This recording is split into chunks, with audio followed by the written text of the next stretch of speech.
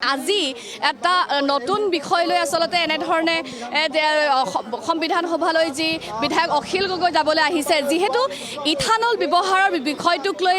চৰ্চা হৈ আছে আৰু সেই চৰ্চাৰ সময়তে এনেধৰণে চৰকাৰৰ যি ভূমিকা সেই ভূমিকাক লৈ প্ৰতিবাদ কৰিছে এখন বাইক বিধায়কগৰাকীয়ে এইদৰে ঠেলাত উঠাই অনা দেখিবলৈ পোৱা গৈছে কাৰণ ইথানল ব্যৱহাৰৰ ফলত যেনেধৰণৰ গ্ৰাহকসকলে সমস্যাৰ সন্মুখীন হৈছে তাৰ বাবে এনেধৰণে প্ৰতিবাদ কৰিছে তেওঁৰ মন্তব্য ভাৰতবৰ্ষ জুৰি ভাৰত চৰকাৰৰ প্ৰধানমন্ত্ৰী নৰেন্দ্ৰ মোদী আৰু পৰিবহণ মন্ত্ৰী নীতিন গাডকাৰীৰ যি নীতি যে ভাৰতবৰ্ষৰ পেট্ৰলত 20% ইথানল প্ৰয়োগ কৰিব এই নীতিৰ ফলস্বৰূপে দেশৰ কোটি কোটি গাড়ীবিলাক বেয়া হৈ গৈছে। তেওঁলোকে কৈছে যে খেতিয়কক সহায় কৰিবৰ কাৰণে এই কাম কৰিছে, আত্মনিৰ্ভৰশীল হ'বলৈ এই কাম কৰিছে। কিন্তু দুৰ্ভাগ্যবশতঃ আমি দেখিবলৈ পাইছোঁ যে 2022 চনৰ আগতে কিনা যিকোনো গাড়ীৰ কোনো মেচিনতে 20% ইথানল ব্যৱহাৰ কৰিলে সেই গাড়ী কেতিয়াও ভাল হৈ নাথাকে। আনহাতে আজিও সংবাদ মাধ্যমত ওলাইছে যে চৰকাৰী এজেন্সিয়ে পৰীক্ষা কৰি পাইছে যে 20% ইথানল যদি পেট্ৰলত মিহলি কৰি দিয়ে তেতিয়াহ'লে অতি কমেও 6% মাইলেজ কমি যায়। সেইকাৰণে গোটেই দেশত আপোনালোকে নিশ্চয় দেখিছে যে গোটেই দেশত গোটেই ভাৰতবৰ্ষত এতিয়া ইথানল মিহলি পেট্ৰল ব্যৱহাৰ কৰাৰ কাৰণে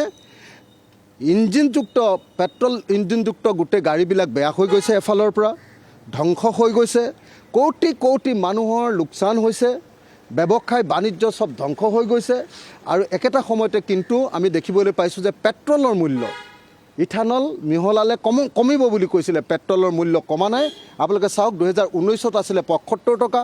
20 হ'ল 80 টকা, 21 হ'ল 95 টকা, 22 হ'ল 98 টকা, 23 হ'ল 99 টকা, 24 হ'ল 100 টকা, 25 হ'ল 102 টকা 34 পইচা আৰু 26 হ'ল 106 টকা 94 পইচা। অৰ্থাৎ ইথানল মিহলি কৰাৰ পাছতো পেট্ৰলৰ দাম কমা নাই, অথচ দাম কমিব বুলি কৈছিলে, দাম কমা নাই। গতিকে ইয়াৰ প্ৰতিবাদ কৰিবৰ কাৰণে যে ইথানল 20% পেট্ৰলত মিহলাবই এই সিদ্ধান্তৰ প্ৰতিবাদ কৰিবৰ কাৰণে আমি ৰাইজৰ দলৰ দুইজন বিধায়কে আজি এনেকৈ প্ৰতিবাদ সাব্যস্ত কৰিছোঁ। আমাৰ স্পষ্ট কথা যে যদি E20 ৰাখিব লাগে লগতে আমাৰ সাধাৰণ পেট্ৰলৰ কাষত ৰাখক। আমি সাধাৰণ পেট্ৰল ভৰাম নে E20 পেট্ৰল ভৰাম সেইটো আমি নিজে সিদ্ধান্ত গ্ৰহণ কৰিম। আমাৰ ইঞ্জিন বেয়া কৰিবৰ কাৰণে আমাৰ কষ্টৰ টকাৰ আমাৰ গাড়ীখনৰ ইঞ্জিন বেয়া কৰিবৰ কাৰণে আমি কোনো নৰেন্দ্ৰ মোদী আৰু কোনো নীতিন গাডকাৰীক এৰি দিব নোৱাৰোঁ।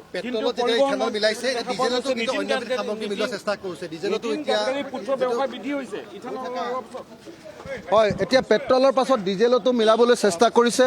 আৰু আপুনি কোৱাৰ নিচিনাকৈ হয়তো নীতিন গাডকাৰী পৰিয়ালৰ বিজনেছ বৃদ্ধি কৰা হৈছে, কিন্তু মই অকল নীতিন গাডকাৰীৰ পৰিয়ালৰ বিজনেছ বৃদ্ধি কৰিবৰ কাৰণে এই কাম কৰিছে বুলি নাভাবোঁ। এই কাম নৰেন্দ্ৰ মোদীয়ে ভাৰতীয় মানুহক লুটিবৰ কাৰণে কৰিছে,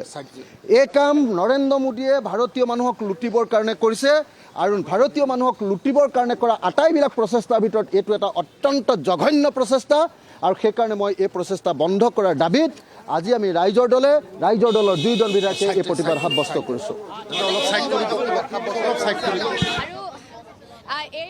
আচলতে দেখিছে যে এখন বাইক ঠেলাত তুলি আনি যি ইথানল ব্যৱহাৰৰ বিৰুদ্ধে যি প্ৰতিবাদ সেই প্ৰতিবাদ সাব্যস্ত কৰিছে বিধায়ক অখিল গগৈ আৰু তেওঁৰ যিগৰাকী সহযোগী বিধায়ক আছে তেওঁ এইদৰে প্ৰতিবাদ কৰিছে। আমি দেখুৱাইছোঁ যে ঠেলাত যি বাইক উঠাই আনিছে আৰু ইতিমধ্যে এই বিষয়টোক লৈ সৰ্বত্ৰে চৰ্চা হৈ আছে, আলোচনা হৈ আছে যে 20% ইথানল ব্যৱহাৰে আচলতে যি ইঞ্জিনসমূহ বাইকৰ সেই ইঞ্জিনসমূহ বিকল কৰিব পাৰে। বিভিন্নজনে এই কথাটো কৈ আছে বা ইত্যাদি কৈ আছে। তাৰ বিৰুদ্ধে এনেধৰণে প্ৰতিবাদ সাব্যস্ত কৰিছে তেওঁৰ বিধায়ক আৱাসৰ পৰা যে এছেম্বলিৰ যি আচলতে চৌহদ আছে সেই চৌহদলৈকে এইদৰে বাইক ঠেলাত বান্ধি তেওঁ লৈ আহিছে আৰু তেওঁ ইয়াৰ পৰা এক প্ৰতিবাদ বুজাব বিচাৰিছে যে 20% ইথানল ব্যৱহাৰৰ ফলত অনাগত সময়ত আচলতে জনসাধাৰণৰ এনে অৱস্থাই হ'ব সেই কথাটো তেওঁ বুজাব বিচাৰিছে। আৰু এইদৰে যাৰ বাবে তেওঁ এখন ইথানল ব্যৱহাৰ কৰাৰ ফলত বিকল হৈ পৰা যি বাইক বা যি এখন আচলতে মটৰচাইকেল সেই মটৰচাইকেল তেওঁলোকে ঠেলাত উঠাই আনিছে আৰু প্ৰতিবাদ সাব্যস্ত কৰিছে। এই পৰিৱেশটো আমি দেখুৱাইছোঁ পুনৰবাৰ তেখেতৰ মন্তব্য ল'বলৈ আমি চেষ্টা কৰিম আমাৰ মধ্যবিত্ত শ্ৰেণীৰ মানুহবিলাক ধ্বংস হৈ যাব গতিকে মধ্যবিত্ত শ্ৰেণীৰ গাড়ী যি 2022 চনৰ পাছত কিনিছে তেওঁলোকৰ ইঞ্জিনত 10% ইথানল ব্যৱহাৰ কৰিবৰ কাৰণে হয়তো টেকনিকেল ছাপোৰ্ট আছে কিন্তু 22 চনৰ আগত আমি যিমানবিলাক গাড়ী কিনিছিলোঁ তাত ইথানল ব্যৱহাৰ কৰিবৰ কাৰণে কোনো ইঞ্জিন তৈয়াৰ কৰাই হোৱা নাছিলে গতিকে ইথানল ব্যৱহাৰ কৰি আমাৰ গোটেই ব্যৱস্থাটো ধ্বংস কৰি পেলালে আমাৰ মধ্যবিত্ত শ্ৰেণীৰ সকলো পেট্ৰলৰ গাড়ী ধ্বংস কৰি পেলালে এতিয়া মধ্যবিত্ত শ্ৰেণীক এনেকৈ কৰা লুণ্ঠন ভাৰতীয় মানুহক কৰা এনেকৈ কৰা লুণ্ঠন আৰু অত্যাচাৰে সীমা পাৰ হৈ গৈছে এনেকৈ নৰেন্দ্ৰ মোদী আৰু গাডকাৰীৰ সৈতে কৰা অত্যাচাৰে শোষণে সীমা পাৰ হৈ গৈছে আৰু সেইকাৰণে তাৰ প্ৰতীকী প্ৰতিবাদ কৰিবৰ কাৰণে আজি আমি এনেকৈ মটৰ চাইকেল ঠেলাৰ ওপৰত তুলি এনেকৈ আমি কি কৈছোঁ আমি কৈছোঁ যে ইথানলে দেশৰ বাহনসমূহ ধ্বংস কৰিছে আমি কৈছোঁ যে দেশৰ জনতাক বিকল্প দিবৰ কাৰণে সুযোগ দিয়ক একেটা তেল ডিপুতে ইথানল 20 থকা বস্তুও ৰাখক ইথানল 20ও ৰাখক আৰু লগতে সাধাৰণ পেট্ৰল ৰাখক মানুহে যদি সাধাৰণ পেট্ৰল কিনিব খোজে সাধাৰণ পেট্ৰল কিনিব ইথানলযুক্ত পেট্ৰল যদি কিনিব খোজে ইথানলযুক্ত পেট্ৰল কিনিব আমাক এনেকৈ বাধ্য কৰি আমাক এনেকৈ লুটিবৰ কাৰণে যি কাম কৰিছে এইটো কেতিয়াও সহ্য কৰা নহ'ব সাবসিডি দিয়া চাউলেৰে ইথানল প্ৰস্তুত কৰিবৰ কাৰণে চিন্তা চৰ্চা কৰা হৈছে গতিকে সাবসিডি চাউলে যদি ইথানল প্ৰস্তুত কৰে তেনেহ'লে মানে মোক এটা কথা কওক যে সাবসিডিৰ চাউলেৰে ইথানল প্ৰস্তুত কৰে কুঁহিয়াৰে কৰে আপোনাৰ কি কয় এইটো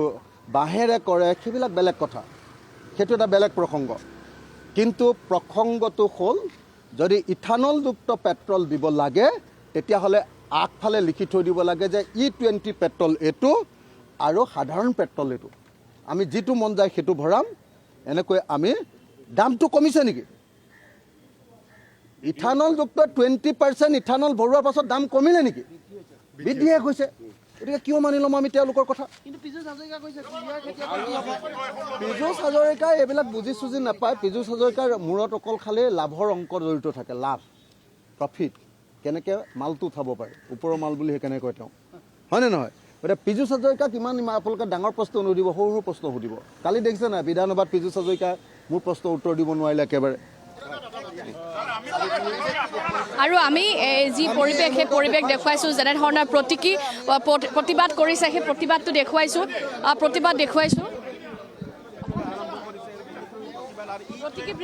সেই প্ৰতিবাদ দেখুৱাইছোঁ আৰু